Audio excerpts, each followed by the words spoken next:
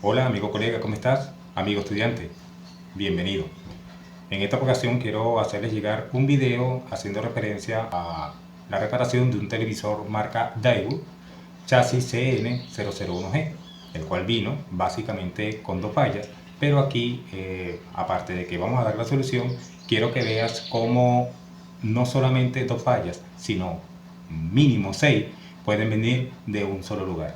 Aquí vamos a atacar solamente dos, porque son las muestras que puedo hacerle por medio de este televisor. Una de las fallas es que prende la luz stand-by y luego se apaga de inmediato. La otra es que parpadea el LED continuamente, sin detenerse.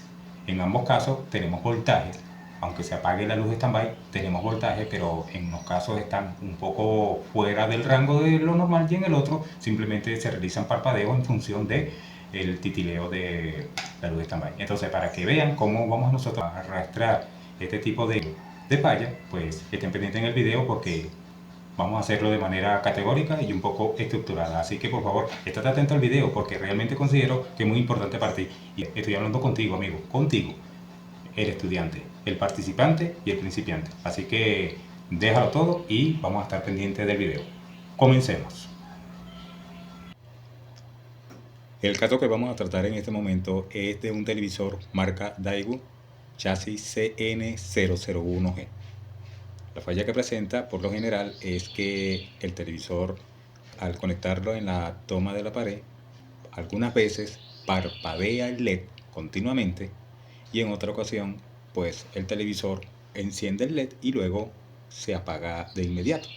En el caso de que está parpadeando, evidentemente la fuente está tratando de encender, pero apaga continuamente y enciende continuamente. Esto es simplemente un proceso de ciclo, enciende y apaga. Quizás hay un sobreconsumo o algún problema adicional que engaña o falsamente se hace entender de que hay un sobreconsumo.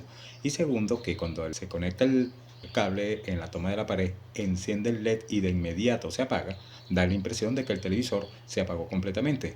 Pues no, cuando mides voltaje, se encuentran presentes aunque un poco disminuido. Entonces aquí vamos a realizar un proceso de diagnóstico donde yo tuve que utilizar un poco el tiempo para saber cómo diagnosticar esta falla y ya te puedo resumir a ti cómo tú lo puedes diagnosticar. Entonces comencemos. Cuando conectamos el televisor, automáticamente podemos medir de inmediato el voltaje que se encuentra en el lado primario, en el condensador C804 de 200 voltios a 330 microfaradios. Ahí deberían existir entre 155 a 160 voltios. Algunas veces es aceptable los 165 a 170, pero debería estar en esos rangos, digamos, promedio. Luego vamos al lado secundario y medimos los diodos observándose las siguientes respuestas, las siguientes medidas. En el diodo de 841 debería haber un voltaje de 45, pero nos encontramos con 38 voltios. 0. En el voltaje D más B de 807 sí tiene el voltaje especificado en el plano que es de 133 voltios. Y aquí tenemos la medida correspondiente. El diodo de 819 debe tener una caída de 18 voltios y no tenemos ese voltaje, sino que está completamente disminuido. Este no es el voltaje correcto. Alguna vez se marca 11 y otra vez se marca 12 voltios. Y el D813, lo importante acá que quiero que tomar en cuenta es que cuando nosotros medimos, en el caso de la memoria EPROM, tenemos un voltaje de aproximadamente 3.7 voltios. Esta es una de las causas de que el LED enciende y apaga. Posiblemente simplemente que el voltaje está muy disminuido y el televisor simplemente no logra encender, pero tenemos los voltajes simplemente dispuestos esperando la orden de encendido. ¿Cómo tendríamos que nosotros atacar esta falla? Pues simplemente ir revisando cada uno de los componentes del lado secundario. Otra de las cosas que hemos visto en este televisor, esto ocurre cuando el LED standby enciende y luego se apaga, estando todos los voltajes presentes, simplemente que están disminuidos. Ahora, en otras oportunidades, el mismo televisor, al conectarlo, empieza a encender y apagar continuamente, de manera cíclica, sin detenerse. En el segundo caso, pues al haber parpadeo, no deberíamos tener ningún corto, porque si no, inicialmente no hiciera la prueba número 1. Entonces aquí hay un sospechoso completamente, quizás identificado, Cuando el televisor está parpadeando, se le hacen las medidas en el lado primario a través del condensador. Este condensador debería tener el voltaje fijo y constante, no debería variar para nada. En el segundo caso, hay una resistencia de la llamada R805, que es la que cierra a este circuito, el integrado I81 STR6735. En este televisor se encuentra uno adaptado que es el 6754. En el terminal número 3, en vez de estar conectado directamente a tierra, pasa a través de una resistencia que es la que cierra el circuito. Es la que sensa toda la corriente. Es la R805 0.33 ohm, que pueden variar dependiendo de las pulgadas o del televisor específico. En este caso es naranja, plateado. Bueno, ¿qué ocurre?